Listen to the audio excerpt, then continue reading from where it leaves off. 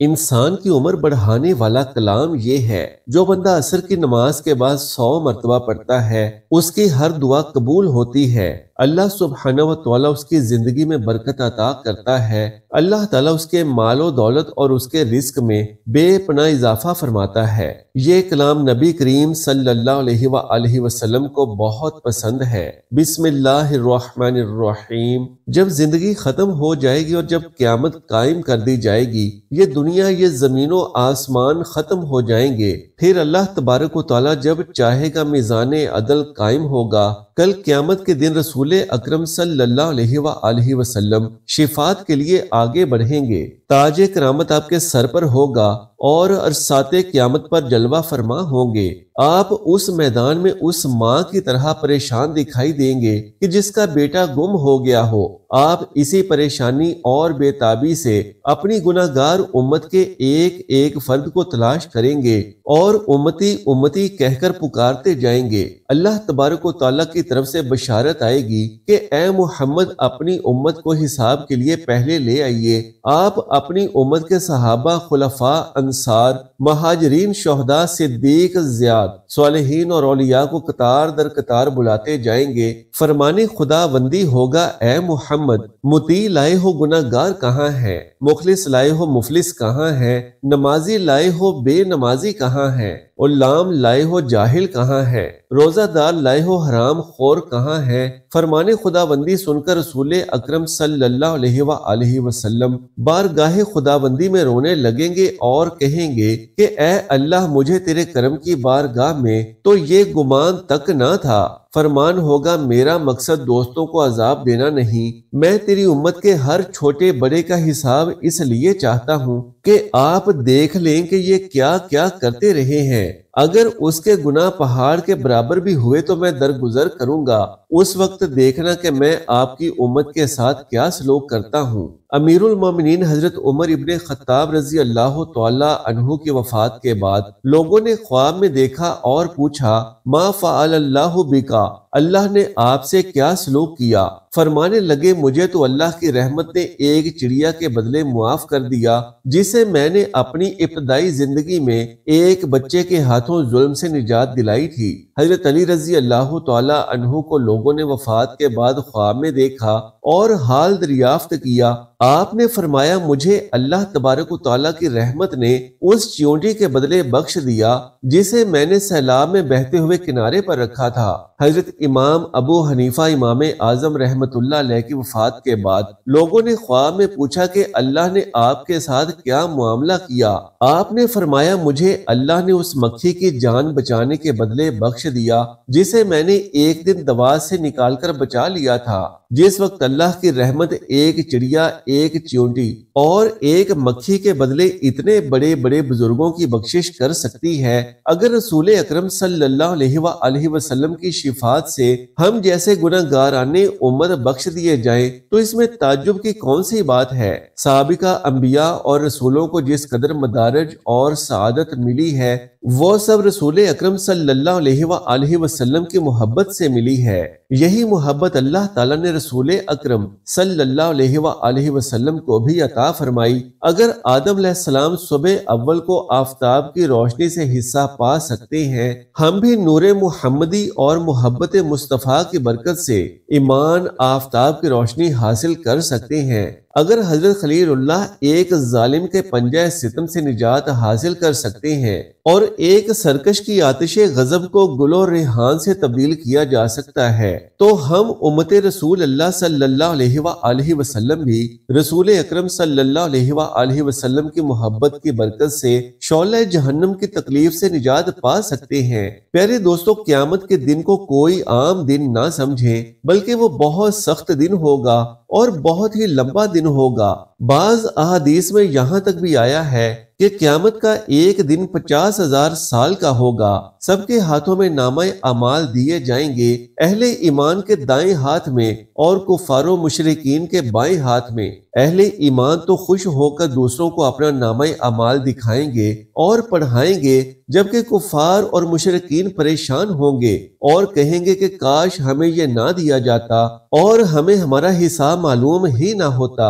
اعمال کے وزن کے بعد سب کو پل صراط میں سے گزرنا پڑے گا۔ پل صراط جہنم کے اوپر بال سے باریک اور تلوار کی دھار سے تیز ہوگا اور وہاں اندھیرا ہوگا، لیکن ہر آدمی کو اس کے اعمال کے اعتبار سے نور کی روشنی ملے گی۔ وہاں سے گزرتے ہوئے کوئی بات کرنے کی جرأت نہیں رکھتا ہوگا، صرف انبیاء اللہ تبارک و تعالیٰ سے سلامتی کی دعا کر رہے ہوں گے اور مومن اپنے مزید نور کے طلب کے لیے اللہ تبارک و تعالیٰ سے دعا کریں گے۔ اپنے گناہوں کے اعتبار سے لوگ پل صراط سے نیچے گرتے رہیں گے، کچھ مومن تیزی سے گزر جائیں گے اور کچھ گرتے آہستہ اور کچھ گرتے گراتے اور کچھ بہت دیر سے۔ پل صراط کا آخری حصہ کنترا مقام ہے جہاں تمام اہل ایمان کو روک لیا جائے گا۔ اگر ان کے دلوں میں کچھ کینہ و بغض وغیرہ ہوگا تو انہیں وہیں سے صاف کر کے آگے جنت کے لیے روانہ کیا جائے گا۔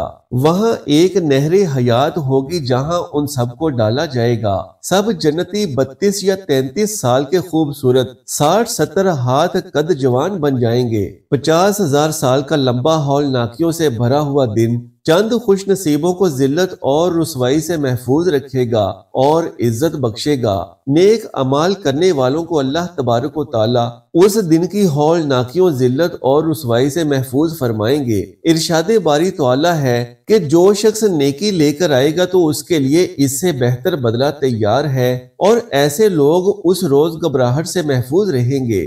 مسلمانوں کو، مومنین کو، اللہ پر ایمان رکھنے والوں کے لیے 50,000 سال کا یہ دن چند گھنٹوں کا لگے گا، بلکہ عصر سے مغرب تک کے وقت کے برابر لگے گا۔ وہ اس میں حوض کوثر سے پانی پئیں گے اور ہر طرح کی پریشانی سے محفوظ رہیں گے۔ پیارے دوستو، ایک حدیث ہے جس کا مفہوم کچھ اس طرح سے ہے کہ حضرت عبداللہ ابن عمر رضی اللہ تعالی عنہ سے روایت ہے کہ رسول اکرم صلی اللہ علیہ وآلہ وسلم نے ارشاد فرمایا کہ جو لوگ انصاف کرتے ہیں وہ اللہ تبارک و تعالیٰ کے پاس نور کے ممبروں پر ہوں گے۔ پروردگار کے داہنی طرف اور اس کے دونوں ہاتھ داہنے ہیں، یعنی بائیں ہاتھ میں جو داہنے ہاتھ سے قوت کم ہوتی ہے، یہ بات اللہ تعالیٰ میں نہیں، کیونکہ وہ ہر عیب سے پاک ہے۔ ایک حدیث ہے جس کا مفہوم کچھ اس طرح سے ہے کہ حضرت معاذ ابن انس رضی اللہ تعالیٰ عنہ سے روایت ہے کہ رسول اکرم صلی اللہ علیہ وآلہ وسلم نے ارشاد فرمایا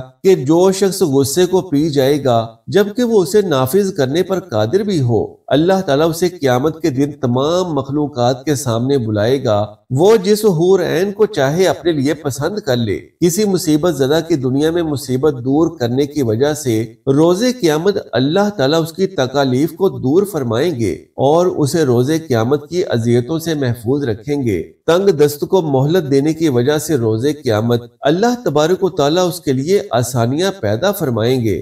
لوگوں کے عیبوں پر پردہ ڈالنے والے کے عیبوں پر میدان حشر میں اللہ پردہ ڈالے گا۔ پیارے دوستو، ایک حدیث ہے جس کا مفہوم کچھ اس طرح سے ہے کہ سیدنا ابو ہریرہ رضی اللہ تعالیٰ عنہ سے روایت ہے کہ رسول اکرم صلی اللہ علیہ وآلہ وسلم نے ارشاد فرمایا کہ جس نے کسی مومن سے دنیا کی تکلیفوں میں سے کوئی تکلیف دور کی، اللہ تعالیٰ اس کی قیامت کی تکلیفوں میں سے کوئی بڑی تکلیف دور فرما دے گا، اور جس نے کسی تنگ دست پر آسانی کی، اللہ تعالیٰ اس پر دنیا و آخرت میں آسانی فرمائے گا، اور جس نے کسی مسلمان کی پردہ پوشی کی تو اللہ تعالیٰ دنیا و آخرت میں اس کی پردہ پوشی فرمائے گا۔ اللہ تعالیٰ بندے کی مدد میں لگا رہتا ہے جب تک بندہ اپنے بھائی کی مدد میں لگا رہتا ہے۔ نبی کریم صلی اللہ علیہ وآلہ وسلم کی ایک حدیث کا مفہوم ہے کہ جو شخص مال و دولت کے ذریعے سے دوسروں کی مدد نہ کر پائے، یعنی یا تو اس کے پاس مال و دولت کم ہو یا پھر اس کی طبیعت میں کنجوسی ہو، تو اسے چاہیے کہ وہ اللہ کے ذکر کی کثرت کیا کرے۔ ناظرین کرام، درود و سلام نہ صرف نبی پاک صلی اللہ علیہ وآلہ وسلم کی محبت اور عزت کا اظہار ہے، بلکہ یہ اللہ سبحانہ و تعالیٰ کی رضا، گناہوں کی معافی اور دنیا و آخرت میں فلاح کا ذریعہ بھی ہے۔ درود پاک نبی کریم صلی اللہ علیہ وآلہ وسلم کا پسندیدہ کلام ہے۔ اگر کوئی شخص عصر کی نماز کے بعد درود پاک کی ایک تسبیح پڑھتا ہے یعنی 100 مرتبہ روزانہ عصر کی نماز کے بعد پڑھتا ہے تو اس کی دعاؤں کی قبولیت کے حوالے سے بھی فضائل ملتے ہیں۔ نبی کریم صلی اللہ علیہ وآلہ وسلم نے فرمایا، جو شخص مجھ پر درود بھیجے اللہ تعالیٰ اس کے گناہوں کو معاف کر دیتا ہے اور اس کی دعاؤں کو قبول کر لیتا ہے۔ درود پاک پڑھنے سے اللہ کی رضا حاصل ہوتی ہے اور اللہ تعالیٰ کے ساتھ تعلق مضبوط ہوتا ہے۔ حضرت ابو ہریرہ رضی اللہ تعالیٰ عنہ سے روایت ہے کہ نبی کریم صلی اللہ علیہ وآلہ وسلم نے فرمایا، جب تم مجھ پر درود بھیجتے ہو تو اللہ تمہاری دعاؤں کو قبول کرتا ہے۔ خاص طور پر عصر کے بعد 100 مرتبہ درود پاک پڑھنے سے دعاؤں کی قبولیت کی خاص فضیلت آئی ہے، کیونکہ یہ وقت دعا کے لیے انتہائی بہترین وقت ہے۔ حضرت عبداللہ ابن مسعود رضی اللہ تعالیٰ عنہ سے مروی ہے کہ نبی کریم صلی اللہ علیہ وآلہ وسلم نے فرمایا، جو شخص درود پاک پڑھتا ہے اس کی دعائیں رد نہیں کی جاتی اور اللہ اس کی زندگی میں برکت ڈالتا ہے۔ یعنی جو شخص یہ چاہتا ہے کہ اس کے رزق میں، مال و دولت میں، آل اولاد میں، گھر کے تمام معاملات میں اور سب سے بڑھ کر کہ اس کی زندگی میں اور اس کی عمر میں برکت ہو، اس کی عمر بڑھ جائے، اس کی عمر دراز ہو جائے، نہ صرف عمر دراز ہو جائے بلکہ اس کی زندگی میں، اس کی لمبی عمر میں اللہ کی بے پناہ برکتیں بھی شامل حال ہو جائیں، یعنی اس کے ہر کام میں اللہ کی رحمتیں اور برکتیں شامل حال ہو جائیں، بیماریوں سے، مصیبتوں سے، شیاطین سے اور ہر طرح کی مشکلات سے اسے آسانی میسر آ جائے، تو اسے چاہیے کہ نبی کریم صلی اللہ علیہ وآلہ وسلم کا یہ لاڈلا درود پاک ہر روز عصر کی نماز کے بعد ضرور پڑھ لیا کرے۔ انشاءاللہ اپنی زندگی کے تمام معاملات میں خیر و برکات وہ خود اپنی آنکھوں سے برستی ہوئی دیکھ لے گا۔ ناظرین، ایک روز ابو جہل اور چند کافر ایک جگہ پر بیٹھے تھے۔ ایک سائل نے آ کر سوال کیا تو انہوں نے سائل سے تمسخر کے طور پر کہا کہ تم حرم میں چلے جاؤ، وہاں حضرت علی رضی اللہ تعالیٰ عنہ بیٹھے ہیں، وہ تم کو بہت سا مال دیں گے کیونکہ وہ بہت بڑے سخی ہیں۔ سائل یہ سن کر حضرت علی شیر خدا باب العلم کے پاس چلا آیا اور کہا، اللہ کے نام پر مجھے کچھ ضرور مرحمت فرمائیے کیونکہ میں انتہائی تنگ دست ہوں۔ اس وقت آپ کے پاس بھی بظاہر کوئی چیز نہ تھی جو سائل کو دیتے، لیکن فراست سے جان گئے کہ کافروں نے تمسخر کے لیے اسے بھیجا ہے۔ آپ رضی اللہ تعالیٰ عنہ نے 10 بار نبی کریم صلی اللہ علیہ وآلہ وسلم کا یہ لاڈلا درود پاک اور ایک روایت میں 3 بار یہ درود پاک پڑھ کر سائل کے ہاتھ پر پھونک ماری اور فرمایا، ہتھیلی کو بند کر لے اور کافروں کے سامنے جا کر ہاتھ کھولنا۔ جب سائل کافروں کے پاس آیا تو انہوں نے پوچھا، تجھے علی نے کیا دیا؟ اس نے مٹھی کھولی تو سونے کی دیناروں سے بھری ہوئی تھی۔ یہ دیکھ کر کئی کافر مسلمان ہو گئے، جبکہ ایک روایت کے مطابق ایک قیمتی گوہر مٹھی میں آ گیا۔ سبحان اللہ۔ بہوالا فضائل درود و سلام از مولانا محمد جعفر ضیاء القادری۔ حضرت جابر ابن عبداللہ رضی اللہ تعالیٰ عنہ سے مروی ہے کہ حضور اکرم صلی اللہ علیہ وآلہ وسلم نے فرمایا، روزانہ جو شخص مجھ پر 100 مرتبہ درود پڑھے گا، اللہ تعالیٰ اس کی 100 حاجتیں پوری فرمائے گا، اس میں 70 آخرت کی اور 30 دنیا کی۔ روایت ہے کہ حضرت سفیان ثوری رحمت اللہ علیہ نے دوران طواف ایک شخص کو دیکھا جو ہر قدم پر درود پاک پڑھتا تھا۔ حضرت سفیان رحمت اللہ علیہ نے اس سے کہا کہ کیا بات ہے کہ تو نے تسبیح و تحلیل کو چھوڑ دیا ہے اور اس کی جگہ پر نبی اکرم صلی اللہ علیہ وآلہ وسلم پر درود بھیجتا ہے، کیا تیرے پاس اس کی کوئی دلیل موجود ہے؟ اس نے کہا، اللہ تجھے معاف کرے، تو کون ہے؟ انہوں نے کہا، میں سفیان ثوری ہوں۔ اس شخص نے کہا کہ اگر آپ پہلے زمانہ میں خاص شخصیت نہ ہوتے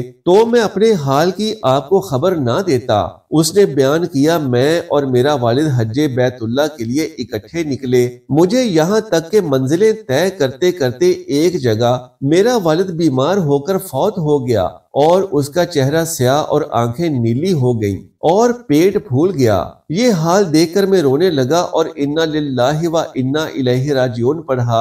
میرا باپ سفر کی زمین میں ایسی موت مرا۔ پھر میں نے چادر کو کھینچ کر اس کے چہرے کو ڈھانپ دیا اور اس کے بعد مجھ پر نیند کا غلبہ ہوا تو میں سو گیا۔ بحالت خواب میں یکا یک کیا دیکھتا ہوں کہ ایک شخص جس سے زیادہ خوبصورت چہرہ اور نہایت پاکیزہ لباس اور عمدہ خوشبو میں نے نہیں دیکھی، میرے باپ کے نزدیک ہوا۔ پھر اس شخص نے چادر کو میرے باپ کے چہرے سے ہٹایا اور اس کے چہرے پر ہاتھ پھیرا جس وجہ سے میرے باپ کا چہرہ دور سے زیادہ سفید ہو گیا۔ پھر اس کے پیٹ پر ہاتھ پھیرا تو پیٹ پہلی حالت میں آ گیا۔ پھر اس شخص نے واپس لوٹنا چاہا تو میں اٹھا، اس شخص کی چادر پکڑ کر عرض کیا، یا سیدی، اس ذات کی قسم دے کر کہتا ہوں کہ جس نے میرے باپ کی طرف مسافرت کی زمین میں تجھے بصورت رحمت بھیجا ہے، تو کون ہے؟ اس شخص نے کہا، تم نے مجھے پہچانا نہیں، میں محمد رسول اللہ صلی اللہ علیہ وآلہ وسلم ہوں۔ تیرا باپ بہت زیادہ گناہ گار تھا،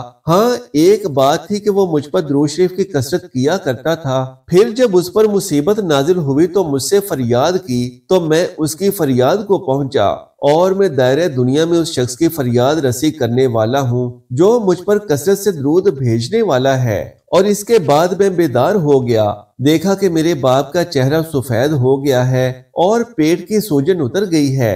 اے وہ جو مصیبتوں کے اندھیروں میں اس قدر کی دعائیں قبول کرنے والا ہے، بیماروں تکلیفوں کو دور کرنے والے، ذلت و مسکنت میں نبی کریم صلی اللہ علیہ وآلہ وسلم کو میری شفاعت کرنے والا بنا اور میری پردہ پوشی فرما، کیونکہ تو بڑے فضل و کرم والا ہے۔ بحوالہ تفسیر روح البیان الجلد السابع۔